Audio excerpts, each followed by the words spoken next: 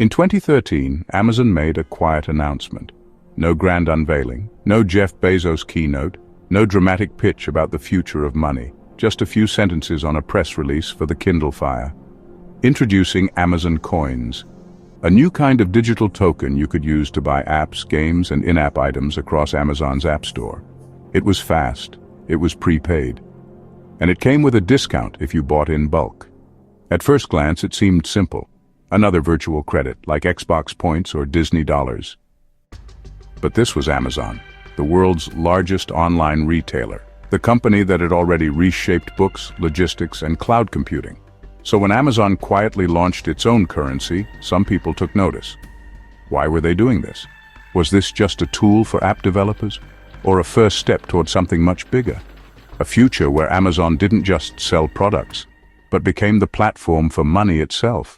In this episode, we dig into what Amazon Coins were, why they existed, and why, after all the power and potential, they never went anywhere. So, were Amazon Coins a cryptocurrency? Let's take a look. At their core, Amazon Coins were prepaid digital tokens. You could buy them in bundles, $5, $10, $50, and get a small discount the more you bought. For example, spend $90 and you might get 10,000 coins, worth $100 in value. That's a 10% bonus. Not bad if you were planning to spend big on in-app games or premium content. Once you had coins, you could use them to buy apps, unlock features, or make in-game purchases on the Amazon App Store, mainly on Kindle Fire devices. Think of them like Xbox Live Points, Nintendo eShop credit, or V-Bucks in Fortnite, except locked to Amazon's ecosystem. But there's the catch. They were only usable within Amazon's walled garden. You couldn't spend them on Amazon.com, you couldn't cash them out, and you couldn't send them to other users. There was no blockchain, no decentralization, no public ledger. These weren't cryptocurrency in any meaningful sense, just tokens Amazon controlled, issued, and could devalue or discontinue at will. So why launch them? Well, two reasons stand out. One, to reduce credit card processing fees. If users prepaid for coins, Amazon got the money up front and skipped the fees on every tiny 99-cent transaction that followed. Two, to create stickiness. Once users bought coins, they were more likely to stay and spend within Amazon's app ecosystem.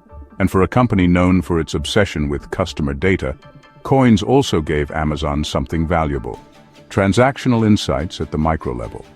Every coin spent was data, and every user buying coins became a little more loyal, and a little less likely to wander off to Google Play or iTunes. On the surface, it was just App Store credit. But for a company like Amazon, that's never been satisfied with the surface. There was something deeper going on. See, Amazon didn't just want to sell things. It wanted to control the entire transaction pipeline. And with Amazon Coins, it was quietly experimenting with what tech insiders call a closed-loop currency. A digital token that only works inside a single platform. No banks, no Visa, no third parties, just you, your coins, and Amazon. If that sounds familiar, it should. It's the same logic behind airline miles, Starbucks rewards, and gaming tokens like V-Bucks or Robux. But Amazon had scale that dwarfed them all. And if they could get people used to spending coins, why stop at apps? What if you could buy books, groceries, or streaming content with Amazon Coins? What if Prime members got loyalty bonuses in coins? What if Amazon Coins became the default way to spend on Amazon, like in-store credit for the whole internet? And here's the key. In that world, Amazon becomes your bank, not literally, but functionally. They hold your digital value. They track your purchases. They offer you discounts and decide what your money can and can't do. In that way, Amazon Coins weren't just an app gimmick. They were a quiet prototype for a much bigger ambition. A future where Amazon doesn't just sell the product, it owns the rails beneath the money. For a few years, Amazon Coins lingered quietly in the background. You could still buy them. Developers could still accept them. And every now and then, they'd get mentioned in an obscure FAQ or promotional email. But the momentum was gone. So what happened? First, Amazon Coins were tied to the Kindle Fire, a product that never really took off outside niche audiences. That meant from the start the currency had limited reach. No iPhones, no Android, no desktop use. Second, there was no incentive for most users. People didn't want to do math to figure out exchange rates. They didn't want to commit $50 or $100 up front just to maybe save a few dollars. And once bought, coins couldn't be refunded or traded. You were locked in. In the age of on-demand everything, users didn't want to be trapped in a token economy. Third, the timing was off. Remember, this was years before the public really understood digital currency.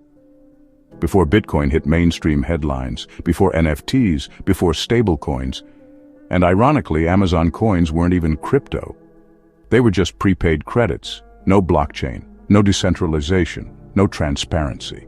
So when the real crypto boom hit, and people got excited about open, permissionless, programmable money, Amazon coins looked archaic.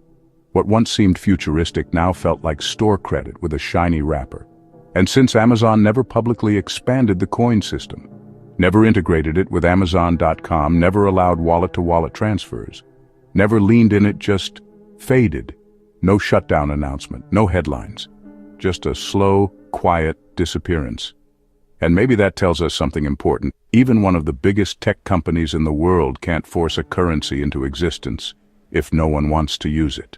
But Amazon coins weren't a failure in the traditional sense. They worked. Transactions went through. Developers got paid. Users could spend them. But they never became what they could have been. So what did Amazon get right? Frictionless microtransactions. For frequent app buyers and mobile gamers, coins made purchases faster. No repeated card info, no fees, just tap and go. They also got bulk discounts. Users who bought coins in large amounts got up to 10% off, a subtle reward system that felt a bit like buying digital cash at wholesale. Developers got great benefits too. Amazon gave devs promotional tools to encourage coin usage, helping them retain users and incentivize in-app spending. The company also had full ecosystem control. By issuing its own digital credit, Amazon bypassed some card fees and built a deeper layer of user data tracking. But then, there were the problems.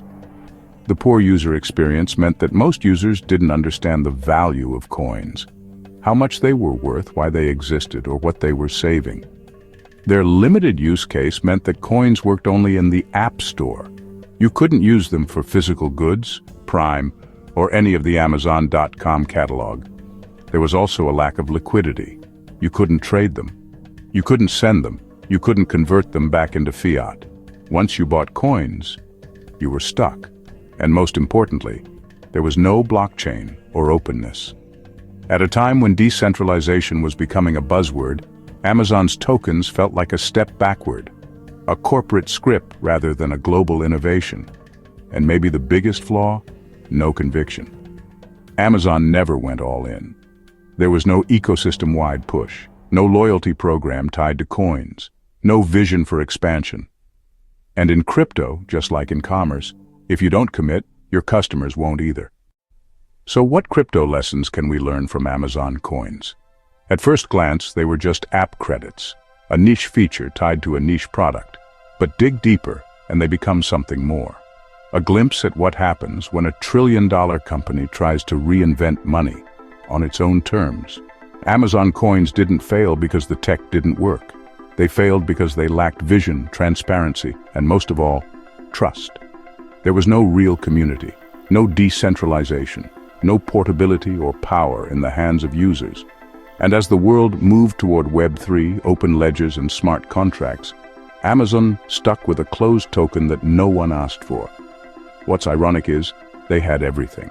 The scale, the infrastructure, the payment volume, the brand, but not the courage to build something real, or the openness to invite others in.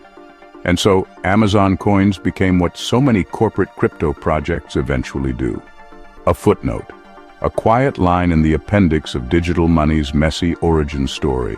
Still, even in failure, Amazon taught us something important, that money isn't just about code, it's about control. And if you want people to trust your digital currency, you can't just launch it. You have to earn it. You have to prove it. And above all, you have to mean it. And in our next chapter, we look at a company known not for e-commerce, but entertainment. and their attempt to bring blockchain into the Magic Kingdom. Get ready for Episode 3, Disney's Dragon Chain. Thanks for watching The Crypto Historian, where the past is encrypted and the future is worth mining.